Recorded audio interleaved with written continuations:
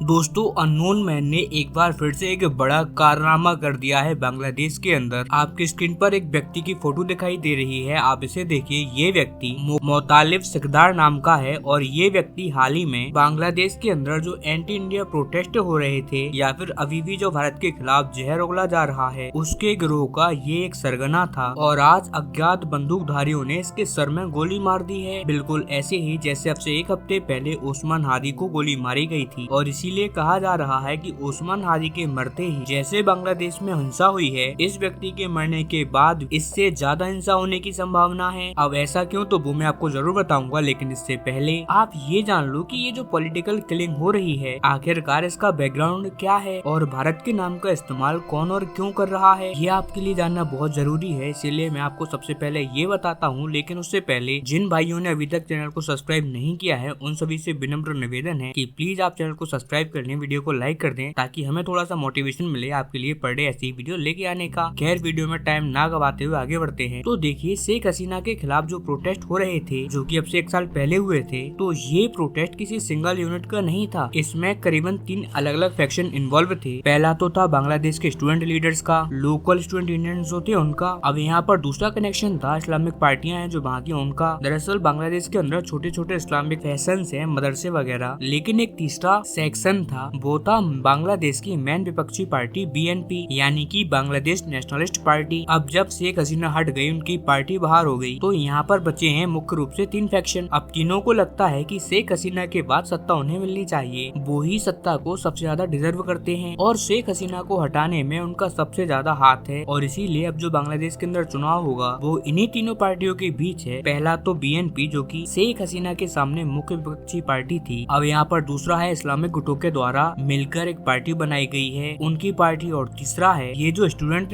थे, इन्होंने भी अपनी एक अलग अलग छोटी पार्टियां बना ली हैं। कुछ ऐसे ही एक अन्ना हजारे के टाइम पर भारत के अंदर से भी कुछ पार्टियां निकली थी, ये ठीक वैसा ही है। इन्होंने भी अपनी एक छोटी छोटी पार्टियां बना ली हैं। इनमें से ही एक पार्टी है नेशनल सिटीजन पार्टी, जो कि अपना अच्छा खासा दबदबा भी रखती है लोकल ढाका के अंदर। अब थोड़ा सा आप इनकी पॉलिटिक्स भी समझ लिए। जो बीएनपी है वो पुरानी है, उसके पास धन बल सब कुछ है। जो इस्लामिक पार्टियां हैं उनके पास धन बल और धर्म तीनों ही हैं। लेकिन जो स्टूडेंट लीडर्स हैं उनके पास है बस उनकी विचारधारा और कुछ स्टूडेंट्स का समर्थन। इसीलिए यहाँ पर बीएलपी को भी लगता है कि स्टूडेंट हमारे वोट काटेंगे, और जो इस्लामिस्ट पार्टियां हैं उन्हें भी लगता है कि स्टूडेंट पार्टियां हमारे वोट काटेंगे। इसी वजह से यहाँ पर खत्म करने का ट्राई किया जा रहा है इन स्टूडेंट्स को और इनके लीडर्स को। इन्हीं की पहली मुहिम थी ओस्मान हादी को साफ करना, वो हो चुका है। और अब दूसरा नंबर आया है मोहम्मद मोतालिब सिकदार का, जो स्टूडेंट की पार्टी है नेशनल सिटीजन पार्टी। ये उसका एक टॉप लीडर था। इनफैक्ट आप ये कहिए कि नेशनल कन्वीनियर ये था, यानी कि बहुत ही ज्यादा सीनियर लीडर था ये स्टूडेंट्स का। यहाँ पर सीधा ऐसे निशाना बनाया गया है। फिलहाल ये बहुत ही गंभीर हालत में है। आज इसे ढाका के अंदर ही गोली मारी गई और अभी इसे अस्पताल में भर्ती भी करवाया गया है, लेकिन इसके बचने के चांस बहुत ही ज्यादा कम है। इतना ही नहीं, यहाँ पर एक और इंटरेस्टिंग बात मैं आपको ये बता दूं, यहाँ पर स्टूडेंट लीडर जो हैं उनके मरने या गोली मारने की खबरें उनकी निकल कर सामने आ रही है। जो टॉप लीडर्स हैं, जो ग्राउंड पर स्टूडेंट लीडर है, उनके साथ तो ऑलरेडी ऐसे ही हत्याकांड चले जा रहे हैं। लेकिन वो छोटे नेता हैं, उन्हें तो ऐसे साफ किया जा रहा है कि उनकी खबरें भी बाहर निकल कर नहीं आ पा रही। और इसीलिए आप देखोगे कि जो बीएनपी है वो इन स्टूडेंट की हत्याकांड में इस्लामिक पार्टियों का हाथ बताती है, और वहीं इस्लामिक पार्टियां ये कहती हैं कि इस हत्याकांड में बीएनपी पार्टी, जो कि विपक्षी पार्टी है, उसका हाथ है। वहीं जो स्टूडेंट है वो समझ नहीं पा रहे हैं कि आखिरकार उन्हें मरवा कौन रहा है। इसीलिए फ्रस्ट्रेशन में उन्हें लग ये रहा है कि भारत ये काम कर रहा है, क्योंकि एंटी इंडिया आवाज उठाने में ये स्टूडेंट ही सबसे ज्यादा आगे हैं। आप जानकर हैरान होंगे कि हाल के टाइम में जो इस्लामिक पार्टियां हैं, जो कि पाकिस्तान के करीब मानी जाती हैं, उन लोगों ने भी अपनी एंटी इंडिया टोन खत्म कर दी है। इस टाइम पर वो भी एंटी इंडिया बयान नहीं दे रहे और न ही बीएनपी दे रही है। सिर्फ और सिर्फ स्टूडेंट्स ही हैं जो कि एंटी इंडिया स्टेटमेंट्स दे रहे हैं और इनका हत्याकांड भी हो रहा है। इसी वजह से इनको लग रहा है कि हो ना हो भारत ही इन सबके पीछे है। लेकिन एक चीज जो आपको हैरान कर देगी, बल्कि कहिए कि बॉलीवुड मूवी के प्लॉट से भी ज्यादा इंटरेस्टिंग ये है, और वो ये है कि बांग्लादेश की सरकार, पुलिस एजेंसी, सबको ये पता है कि आखिरकार गोली मार कौन रहा है। इन्हें शूटर का नाम पता है, उनके पास इनका फोटो भी है, लेकिन फोटो होने के बावजूद, नाम होने के बावजूद, लेकिन फिर भी वो इन्हें पकड़ने में नाकामयाब रहे हैं। इसीलिए कई लोगों को लग रहा है कि वहाँ के लोकल अथॉरिटीज भी इनके साथ में मिली हुई हैं। सबके सब खत्म करना चाहते हैं स्टूडेंट लीडर्स को, और इसी डर के माहौल में जब स्टूडेंट लीडर से कुछ हो नहीं रहा तो ये दंगे फसाद कर रहे हैं। इन्हें जो दिखाई दे रहा है ये उन्हें टारगेट कर रहे हैं। ऐसा नहीं है कि ये सिर्फ भारतीय दूतावास को टारगेट टारगेट कर रहे हैं। ये बीएनपी के दफ्तर, उनके नेता उनके घर जला रहे हैं। यहाँ तक कि वो मीडिया संस्था जो कि अभी तक इनका पक्ष ले रही थी, उन सबके दफ्तर तक ये लोग फूंक चुके हैं। इन्हें जो दिखाई दे रहा है उसे ये जला रहे हैं, उनको नुकसान पहुंचा रहे हैं। और इसी लग ये रहा है कि जिस तरीके से स्टूडेंट लीडर की यहाँ पर हत्या की जा रही है, इनको देखकर स्टूडेंट्स का फ्रस्ट्रेशन और भी ज्यादा बढ़ने वाला है और बांग्लादेश और भी ज्यादा अनस्टेबल होने वाला है। लेकिन आखिरकार हमारा रोल क्या होगा इस सब में? तो देखिए, भारत ये चाहता है कि जल्दी से जल्दी इलेक्शन हो। हमारी टॉप प्रायोरिटी है कि मोहम्मद यूनुस सरकार से जाएं। उसके चेले जो मंत्री बने हुए बैठे हैं बिना किसी चुनाव के, बिना किसी हैसियत के, उनका सत्ता से जाना बहुत ज्यादा जरूरी है। क्योंकि बांग्लादेश में कोई भी फैक्शन हो, कोई भी पार्टी हो, एंटी इंडिया बयान उनसे यही लोग दिलवाते हैं। क्योंकि भारत अकेले ने मैनेज कर लेगा। एक बार इलेक्शन हो जाए, फिर चाहे इस्लामिक पार्टियां ही क्यों ना सत्ता में आ जाए, भारत उन्हें भी मैनेज करने में सक्षम है। लेकिन यूनुस जो कि प्रॉपर्ली अमेरिका के द्वारा बैठा गया है, इसका सत्ता से जाना बहुत जरूरी है। इसीलिए भारत की टॉप प्रायोरिटी है कि जल्दी से जल्दी बांग्लादेश में इलेक्शन हो। हालांकि इस पूरे पॉलिटिकल एनालिसिस पर आपका क्या मानना है? आपकी राय कमेंट में देना ना भूलें। चैनल को सब्सक्राइब करें, वीडियो को लाइक करें। मिलते हैं अगली वीडियो में, तब तक के लिए नमस्कार।